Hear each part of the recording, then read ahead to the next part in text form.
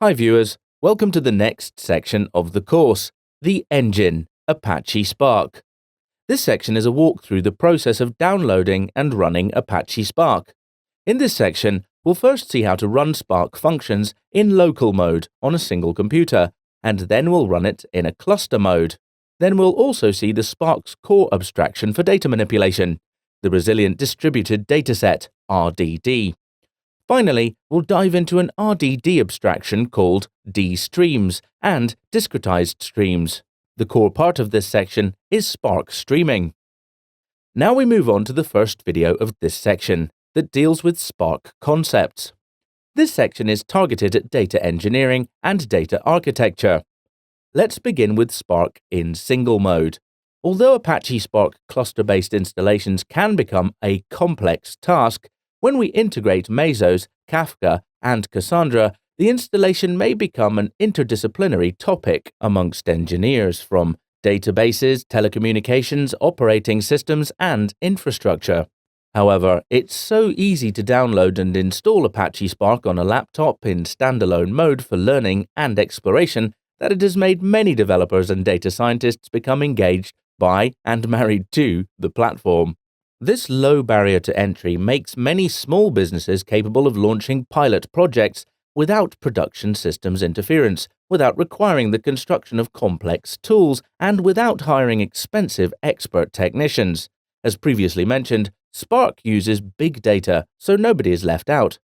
Apache Spark is open source software and can be downloaded freely from the Apache Foundation site. Spark requires at least Java version 6 and at least Maven version 3.0.4. All dependencies on Scala and Akka are automatically downloaded and configured as part of the Spark installation. Downloading Apache Spark. Go to the Apache Spark download page at spark.apache.org/downloads.html. Then select a pre-built for Hadoop package type. As you can see, the package type we have selected, pre-built for Hadoop 2.7 and later. Select download type as Select Apache Mirror. Lastly, click on this link, which is Download Spark. Here we can download recommended mirrors package through this link. As you can see, the Spark is getting downloaded here. It will take some time to download depending on the network. Decompress the package in a suitable directory and open a prompt. I have opened the terminal. Now we will be testing Apache Spark. Then open your favorite command line and move to the directory where you unzipped the package. So let's move to the desktop and change the directory to Spark. Now to open the Spark interactive shell, go to the bin directory and execute the Spark shell. Here we need to type this command to go to bin directory.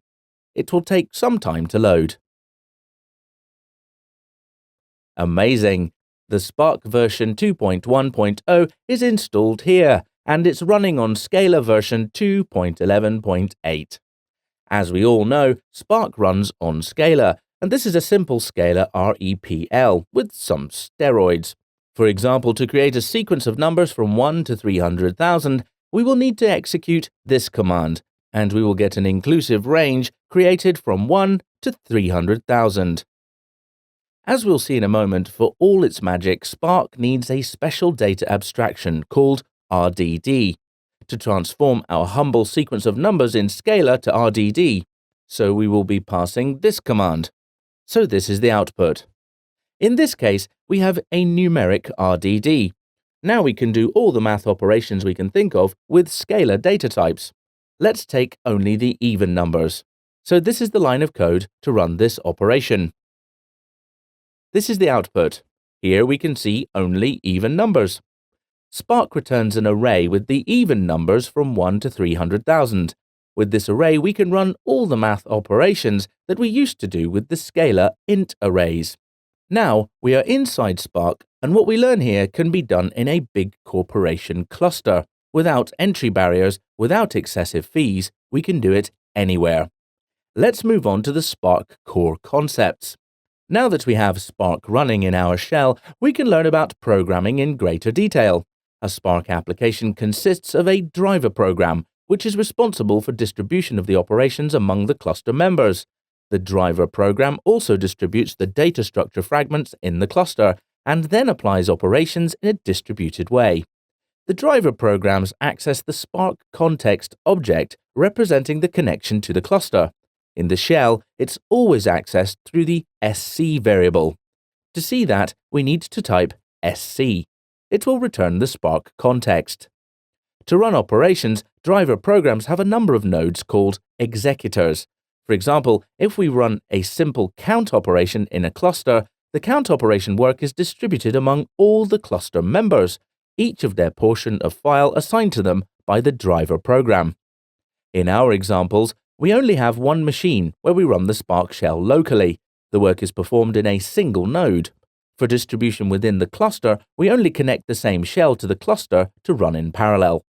This diagram explains how Spark is executed in a standalone cluster.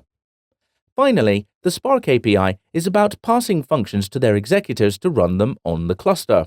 A lot of Spark's power is found in the fact that functions-based operations such as union also parallelize in the cluster. That is, that the function automatically takes your function and takes it to the executor nodes. The functions within a single stage are chained together and perform at once on one partition. Therefore, you can write code in a single driver program and automatically have portions of it running on multiple nodes. In this video, we have learned about Spark core concepts. Awesome!